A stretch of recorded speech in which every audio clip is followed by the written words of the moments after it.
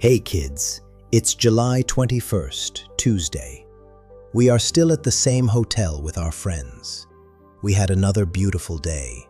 We swam, played, jumped around, had dinner, and came back to our room. Unfortunately, the younger one of you fell from the bed and hit the back of your head. Naturally, we became worried. Your mother contacted a doctor so we could understand what to watch for and make sure you were all right. You seemed fine, but moments like that can frighten parents very quickly. Right now, I am sitting outside. The sea is behind me, and there is a swimming pool in front of me. That tiny light over my shoulder is the moon reflecting on the water. It looks small on the camera, but it is beautiful from where I am sitting. Tonight, I want to talk about an idea I first wrote about almost 20 years ago. I have always loved writing. Over the years, I've written many blog posts, essays, and reflections. I can't remember the exact title of this particular one, but it was something like, "If you cannot be a good example, be a very good bad example." That sentence may sound strange, so let me clarify immediately. It is not an invitation to fail. It is not an excuse to behave badly. And it certainly does not mean you should deliberately become a warning to others. The point is that failure can still be made useful. Most people want to become role models. We want our lives to inspire others. We want our achievements to become someone else's roadmap. That is a beautiful intention. But over the years, I have noticed something. Success is often deeply personal. Failure is often much more universal. When successful people explain their lives, they may say, "I woke up at 5 every morning. I worked 80 hours a week. I moved to another country. I invested in this industry. I accepted that opportunity. I followed this exact routine." Perhaps all of those choices genuinely helped them. But success is complicated. The same action that helped one person may damage another. We have different personalities, different responsibilities, different health conditions, different families, different resources, different timing, different opportunities, different seasons of life. A person without children may be able to work 80 hours a week for several years. A parent of 2 young children may destroy their health and family by attempting the same thing. One person may succeed by moving across the world. Another may flourish by staying close to home and building deep roots. One entrepreneur may become successful by taking an enormous risk. Another may lose everything by copying that decision without having the same knowledge, support, or timing. There are thousands of roads that can lead to a meaningful life, and someone else's road may not be right for you. That is why success is often idiosyncratic. It belongs partly to the individual and their particular circumstances. Failure, however, often reveals broader principles.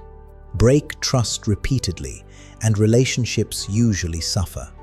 Ignore your health long enough, and your body eventually sends stronger warnings.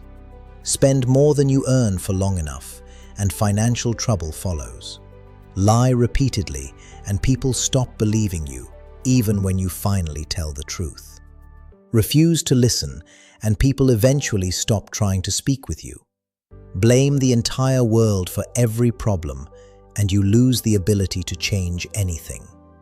The details may vary, but the underlying principles are remarkably consistent.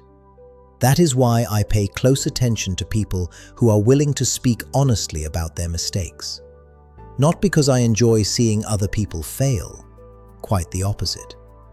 I pay attention because they are giving me something enormously valuable. They paid the tuition, so I may not have to. Experience can be expensive, and the experience created by failure can be especially expensive. It may cost money, time, health, friendships, trust, years of someone's life. So when a person is willing to explain what went wrong, listen carefully. They may be handing you a lesson that cost them far more than it costs you to hear it.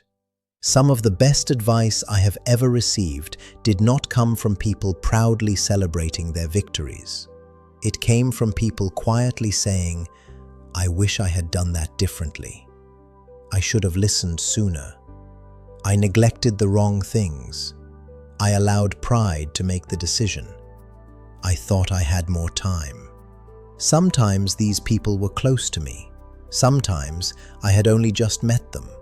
But the way they described their mistake was so honest and precise that their words stayed with me. They contained something many polished success stories do not: humility, self-awareness, reflection. Anyone can explain why they believe they succeeded. Very few people are brave enough and self-aware enough to explain why they actually failed. And sometimes people do not need to explain anything. You can simply observe. You watch someone constantly interrupt other people. Over time, you notice that people no longer enjoy speaking with them. Lesson learned. You watch someone sacrifice every friendship and relationship for work. Years later, they may have money and status, but nobody they truly trust with whom to celebrate. Lesson learned. You watch someone refuse to take responsibility. Every problem is someone else's fault. Their boss, their parents, their partner, the government. Bad luck.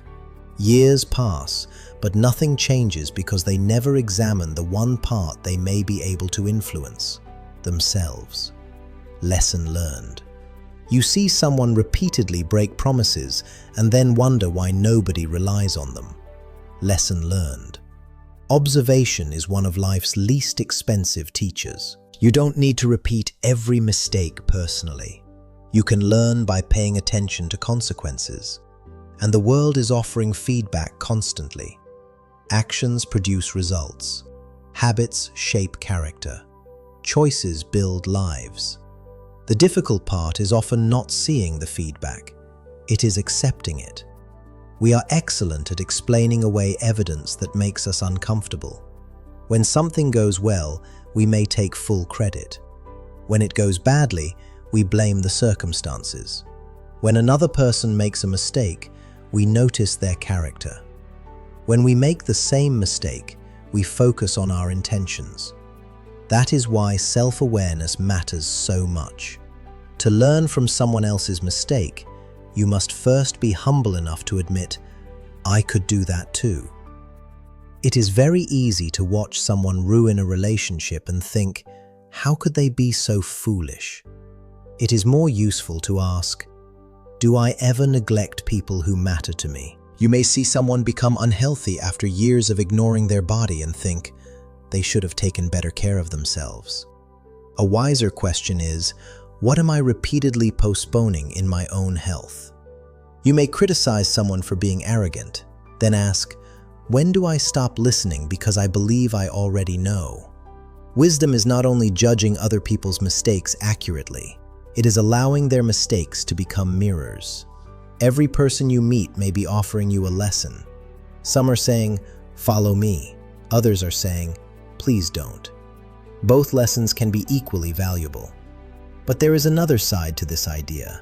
One day, you will also become someone else's example. Sometimes people will learn from what you do well. They may admire your courage, your discipline, your kindness, your honesty, your work, your relationships. And sometimes they will learn from what you do wrong.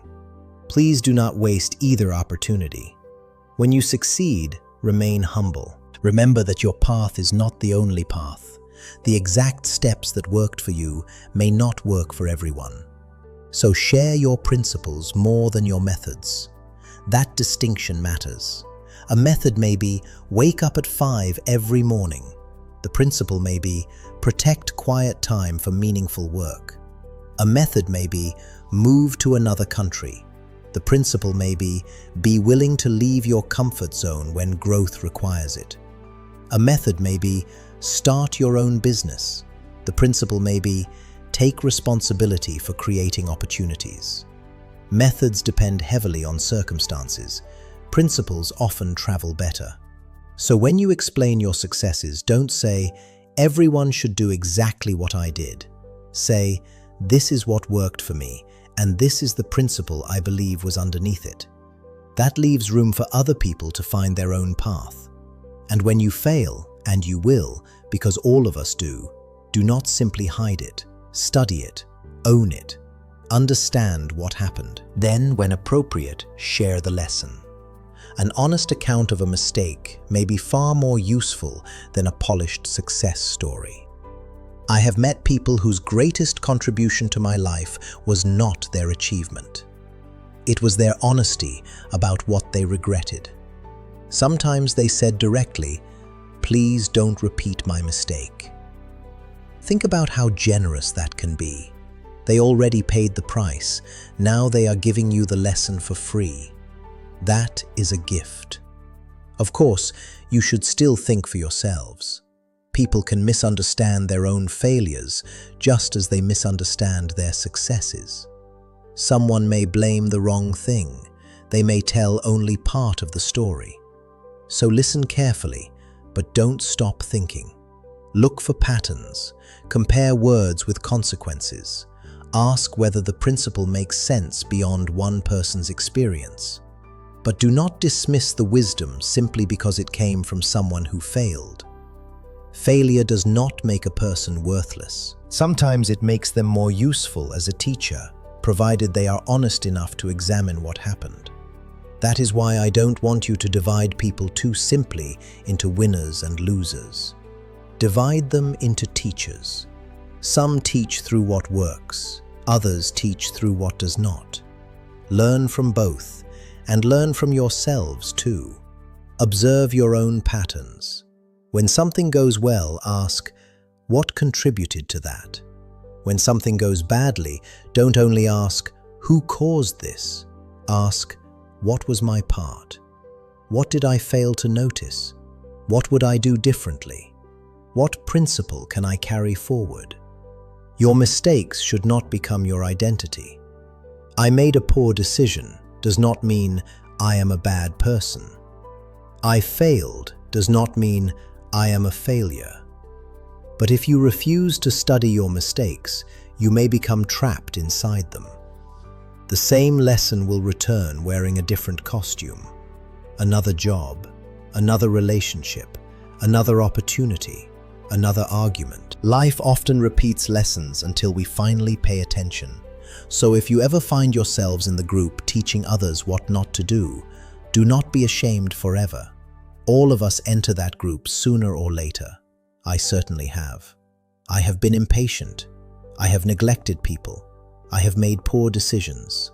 I have reacted emotionally. I have held on to things too long and given up on other things too soon. Hopefully, some of my mistakes can become useful to you. Hopefully, I can become a very good bad example when I fail. That means being honest enough not to pretend, specific enough for the lesson to be useful, responsible enough not to blame everyone else, and humble enough to say, I did this, it had these consequences. Here is what I wish I had understood earlier. Perhaps the greatest purpose of a mistake is not to define the person who made it. Perhaps it is to protect the person willing to learn from it. A failure can create pain for one person, but when that person turns it into wisdom and shares it honestly, the same failure may prevent pain for many others. That does not erase what happened, but it gives the experience meaning. So observe the world, observe yourselves, study success, but do not worship it. Study failure, but do not become frightened of it. Learn from those who climbed the mountain, and learn from those who fell from the cliff. If you succeed, share with humility. If you fail, reflect with honesty. And whatever happens, try to leave behind a lesson that helps someone else walk more wisely. And do not ever forget, I love you both very, very much.